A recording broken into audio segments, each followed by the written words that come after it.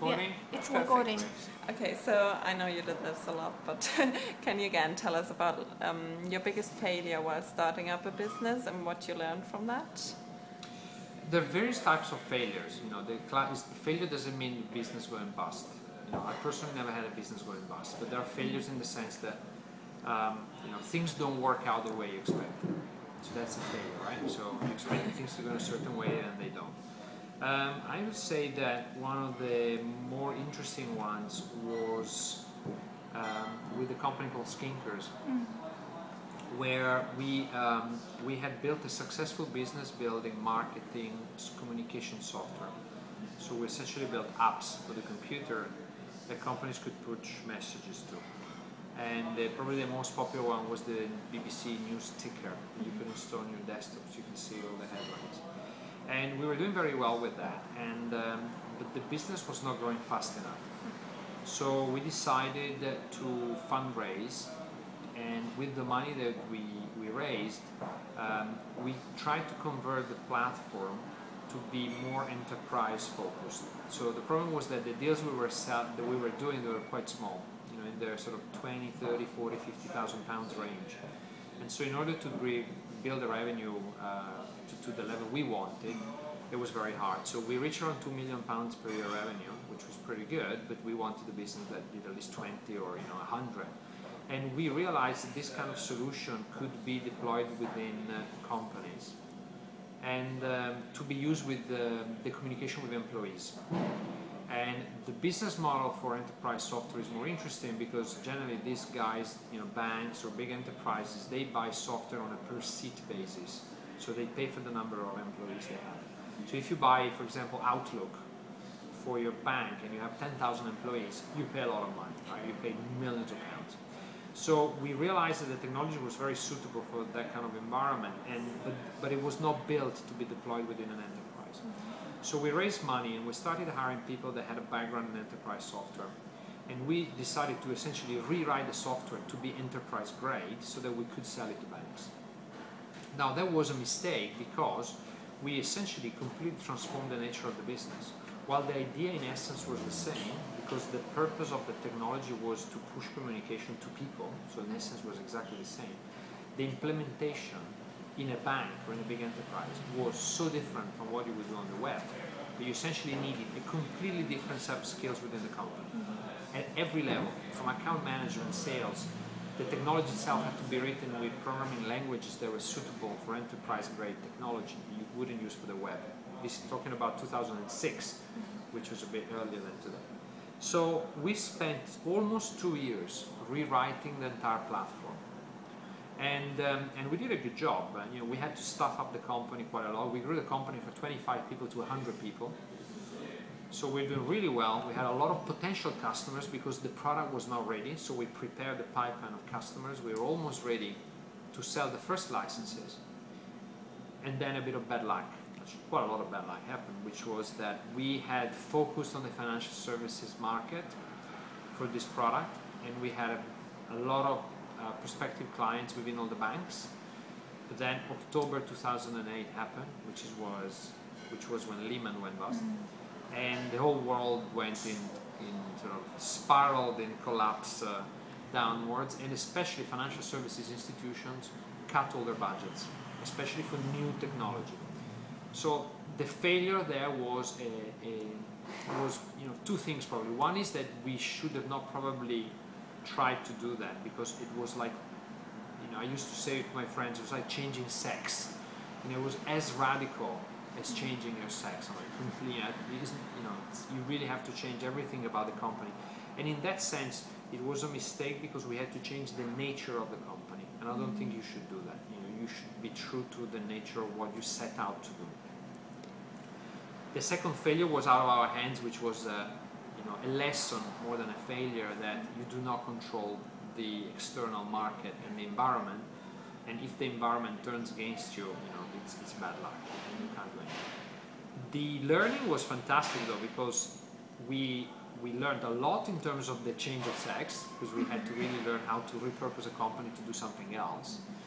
But we also learned a lot in managing essentially the downfall from that position. Because if you can imagine, we went to the top, ready to sell all these licenses, we have tens of millions of business lined up, with 100 people in the company, so a lot of cost, and then suddenly went poof in the space of 3 months, between October and December 2008. So we had to manage the situation, and you know, it wasn't pretty. But I learned a lot. I learned how to stay close to people in difficult times, and you know, how to tell people that you have to let them go, and that's really hard and painful. And since then, did you kind of change your strategy for future businesses? That you well, the big lesson there that was to stick to what you're setting out to do. So you know, if you're setting out to make cupcakes, you know, don't try to grow carrots. You know, it's you have to really stick to what you set out to do. And if it doesn't work, you just drop it and do something else. Because to try to transform a company into something else, it's something that very few people have managed to do. And do you think that failure is essential to be successful eventually, or like, is it a natural thing that you fail and then you're successful, or did you have businesses where you just went successful straight away? I think they are not correlated. Success is very much down to luck. So because of that, you cannot program for it. You cannot. It's not that the more you fail, the more likely you are to succeed. You know, there are a lot of people that succeeded at the first shot, and there's a lot of people that kept on failing. There are people that did so and so, and it's like a game, right? But it's a game where it's not like a sport where you can get better and better and then you win eventually because you've done a lot of practice. It's more like roulette. You know, you can carry on playing, and some people win, most people lose, and some people get out even. And it's not that because you lost a lot, you're more likely to win. You could argue that because it's luck, the longer you play the game, the longer you can stay in the game, the more likely you are to hit a lucky turn. But it's not that the two things are correlated. Okay, so it's not that, you know, having so many experiences now you are able to minimize failure. You can arguably minimize. So you can do things that are less risky and are less likely to fail, but that doesn't buy you a ticket to success. Because as in my example with Skinkers, the crash of 2008 is something that you cannot program for. And what is it that keeps you going when times seem to be tough? It's I think that I wouldn't. It's not like that actually. If you're an entrepreneur, you don't think like that. You know, if you're thinking that you're playing the roulette, you're just playing a game. So the way I always perceive this is fun. You know, it's like playing a game. So it's almost like not real life. You know, my real life is my family and my sort of my intellectual side of things. That's what I do and I curate and I can control. But work is fun, you know, and so I do it, and you know, in the spirit that some things will work and others won't. And I draw strength from the fact that every experience leaves you with something. And as I like to think that you should become an entrepreneur not because of the end goal, but for the journey. And because it's the journey that matters. Some journeys are bumpier than others, but they all enrich you. So, you know, when you end up realizing that you're on a bad journey, you can kind of stop the journey and do something else. I mean, it's not, you know, you're not genetically predetermined to do a certain job. You know, you can always choose. So that's why, I draw strength from that. That, you know, I say, well, at the end of the day, if I'm not happy with it, I can change and do something else.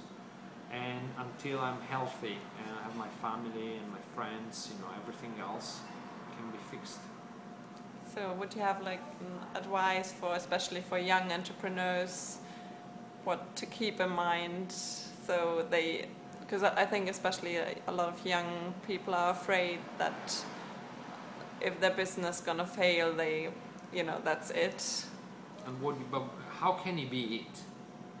You know, it cannot be, because, you know, but probably they don't have the strength to. Yes. Yeah, but you know, it's. Well, sometimes like it's very difficult for people to face a failure or analyze it. Like for me too, like when something doesn't go well, like I just don't Stop. want to, stop You trying. need to, I think that before you become an entrepreneur, you need to really ask yourself that question, is how you're going to cope with failure. And I personally cope very well with failure. I don't mind, it's just something that happened, and in most cases it's not your fault. The key thing is not to do things so that you could end up blaming yourself. Like if you fail because you haven't put in enough effort, or you've been, not precise enough, or you've done something wrong, that's probably bad, because you're going to go, no, I should have done it a different way. But if you do everything with your best efforts, why would you have a problem? With my children, for example, when they study for school, I praise them for the effort, not for the result. I don't care if they get top marks, provided that they put in the right amount of effort. And I think it's the same as an entrepreneur. Provided that you are happy with yourself, that you have put in the correct amount of effort, then there is no reason why you should be ashamed of a failure. One last question, and I actually talked about fail often, fail fast, or the other way around. It's the same. Yeah. Fail faster, Is they're that interchangeable. Good. So is that like a maxim, or like a theme for your work? I think it's a theme for digital businesses, particularly these days, because in the early days of digital, it was difficult to fail fast, because it took a long time to build software, and the market was not very ripe. So it really, you didn't have that many people to adopt your technology. So today you have everybody with one or more digital devices with very good connectivity. You can build prototypes very quickly. So you'd be crazy to spend too much time on an idea if you can see very quickly whether it works or not. So I think that, and by failing more often, you also kind of ostracize the idea that that's a negative thing. You get, they become smaller failures as well, so they're easier for people to digest, because instead of spending 5 years in something and go, if you do smaller things like 6 months or 12 months, if it fails, you say, well, okay, it failed, I learned something, I met some people, and I learned things that I can avoid doing next time. Great. Thank you. You got any questions? No. Okay. Perfect.